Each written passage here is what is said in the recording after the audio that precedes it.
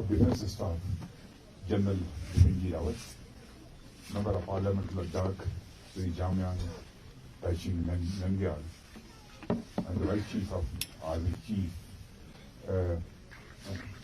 Lieutenant General Shipi Mohanty, Lieutenant General Y.K. Joshi, Army Commander Northern Command, Air Marshal Amit Dev, Air Officer Commanding in Chief, Western Air Command, Lieutenant General R.P. Kalia, Colonel of the Regiment Kumayu and Naga Regiment, Lieutenant General P.G.K. Menon, Corps Commander 34 Corps, Sri Tashi Galson, Chief of Executive Council and Ladakh Autonomous Hill Development Council, और यहाँ उपस्थित मेरे सभी बहादुर जवानों और regiment के हमारे सारे बहादुर सैनिकों,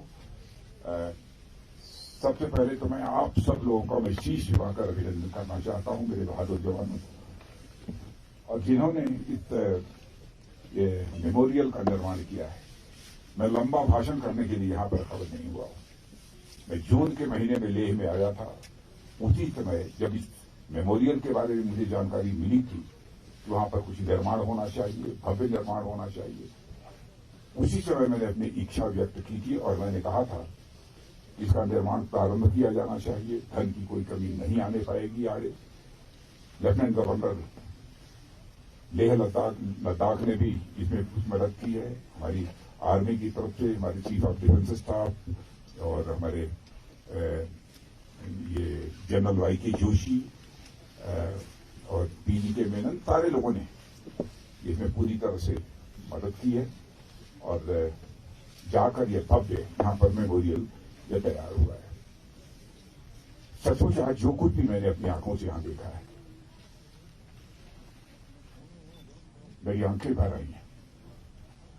हमारे कैसे 114 वीर जवानों ने अपनी शहादत देकर इस सीमा की रक्षा की है। भारत के मान सम्मान स्वाभिमान को उन्होंने बढ़ाया। मैं तो कहना चाहता हूं केवल वो बहादुर सैनिक ही नहीं थे, बल्कि वह एक आध्यात्मिक पुरुष थे। मैं जानता हूं कि बहुत लोगों को आश्चर्य होगा, शहादत देने वालों को आप आध्यात्मिक पुरुष, स्पिरिचुअल मैन के रूप में कैसे आप परिभाषित कर रहे हैं। इसलिए करना चाहता हूं, शहादत देश के लिए वही दे सकता है जिसका मन बड़ा होगा। छोटे मन का व्यक्ति कभी शहादत नहीं दे सकता है, और जिसका मन छोटा होता है वो कभी आध्यात्मिक नहीं हो सकता है। जिसका मन बड़ा होता है वही आध्यात्मिक हो सकता है। इसीलिए मैं कहना चाहता हूं, जिन बहादुर सैनिकों ने अपनी शहादत दी है और बहादुर तो हैं ही, देश पर अपनी जान न्यौछावर करने वाले तो हैं ही, और साथ ही साथ वो आध्यात्मिक पुरुष हैं। किसी ऋषि और मुनि से हमारे लिए वो कम नहीं है। मैं उनकी स्मृति को एक बार मैं शीश झुकाकर अपनी तरफ से पुनः मैं नमन करना चाहता हूं। मैं तो सचमुच आज चाहता था कि सारे लोगों के नाम को मैं अपनी जुबान से मैं लेकर अपनी जुबान को मैं सार्थक करूं, और शायद वो सूची इस समय यहां पर आ नहीं पाई है, लेकिन वहां उनके सामने नामों को मैंने पढ़ा है, देखा है, जो इस मेमोरियल में बने हुए हैं। और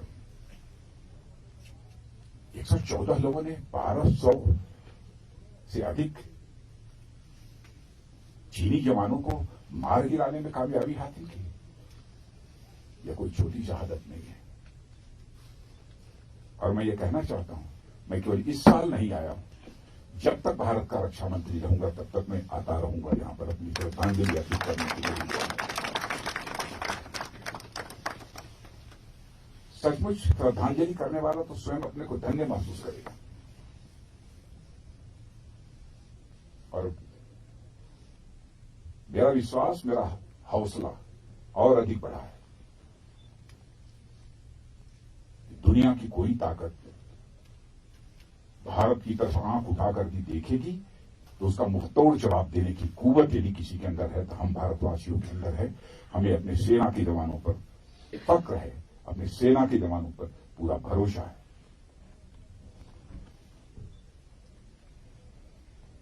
भारत का चरित्र रहा है कि हम लोगों ने दुनिया के किसी देश पर ना तो कभी आक्रमण किया है और न दुनिया के किसी देश की 1 इंच जमीन पर हमने कभी कब्जा किया है। लेकिन यदि कुछ हुआ होगा तो हुआ होगा, लेकिन भारत अब कमजोर भारत नहीं है। भारत भी एक ताकतवर भारत बन चुका है। प्रधानमंत्री माननीय नरेंद्र मोदी के रूप में हमें एक सशक्त नेतृत्व भी इस भारत को प्राप्त हुआ है। बहनों भाइयों, जब भी सेना के जवानों के संबंध में बात होती है तो सचमुच उनके भी यदि मन के भाव को मैं देखता हूं तो हमारा हौसला तो और अधिक बढ़ जाता है।